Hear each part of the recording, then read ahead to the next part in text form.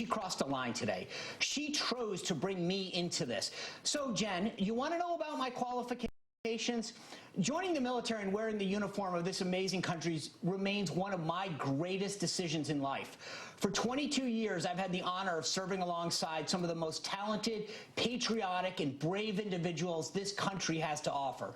I'm a proud graduate of the U.S. Naval War College. I've done multiple tours, and politics has never entered into my service. I've served under 5 different presidents of both parties. When you wear the uniform, you serve the commander-in-chief. We take an oath as officers to the Constitution, not to a party.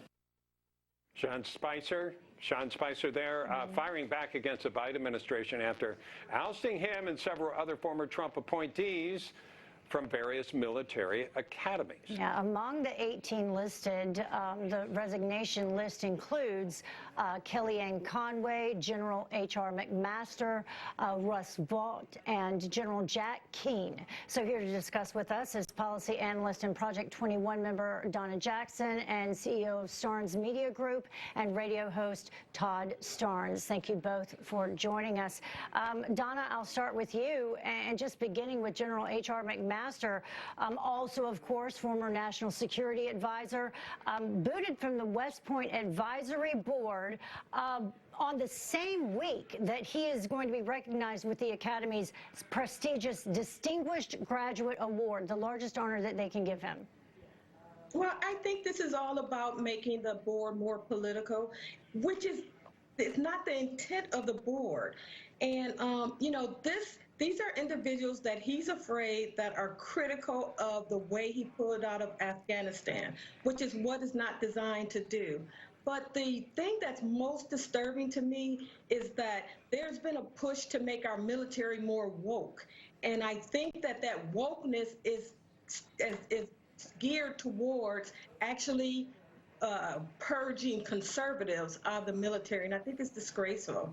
Yeah, Todd, when you're at the Academy, the people I know that went there, you look to your right and your left, you don't see political parties, you don't even see race or anything else.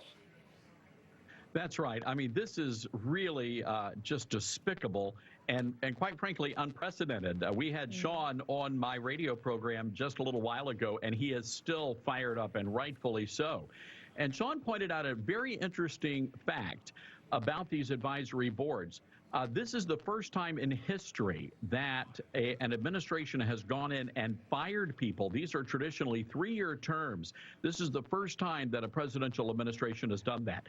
Donald Trump did not fire President Obama's appointees to these advisory boards. And the same thing, you know, again, Barack Obama did not fire George Bush's appointees. So again, this is unprecedented. And it is flat out politics, dirty politics, and it's shameful. And again, the Biden administration promising to be great uniters, when in reality, this is one of the most divisive things this administration has done. Yeah, I'm not sure if we do have that sound from Sean Spicer when he joined us earlier today. We don't have that, but yeah, he is outraged, as you said. Press Secretary Jen Psaki was on CNN this morning speaking about the ousting. Here's what she had to say. No one's looking to have a battle here.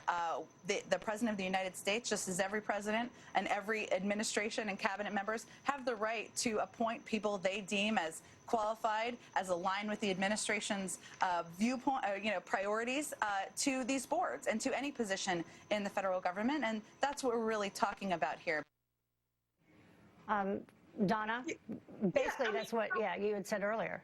Basically what she said is this administration wants individuals that's aligned with their viewpoint. It has nothing to do with making sure our military is equipped to fight against the enemies abroad. They want people that just want to be partisan and really go after people that they feel is a threat to this administration, and that normally is conservatives. Yeah, and Todd, I don't know who are going to take their places, but I have a feeling it's going to be with this woke mentality that they appoint. Not that there aren't other people qualified, but these people are qualified. Maybe they should be paying attention on how do you withdraw from a country after 20 years. They have things to talk about militarily without it being woke. No, well, it's a fair point. And again, I want to touch on something you mentioned just a few moments ago. This really is nonpartisan. The board that Sean was a member of, they actually appointed or elected a Democrat to lead the group because, again, it's not about politics. This is about doing the best for those military academies, serving those military academies, offering advice to the military academies.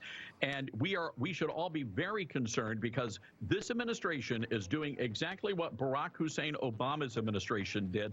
They turned the military into a social engineering petri dish. And the modern, I guess the term of the day is wokeness. We should be very alarmed at issues like wokeness and critical race theory that have infected the military. They are training our young men and women to be social justice warriors instead of fighting them to be soldiers protecting our freedom, and that is very alarming. All right, Donna Jackson, Todd Starnes, thank you both very much for joining us. Coming up, Senate Republicans seeking more information on the Afghanistan crisis, calling on testimony from top Pentagon officials. Senator Tommy Tuberville joins us up next to discuss when American Agenda continues.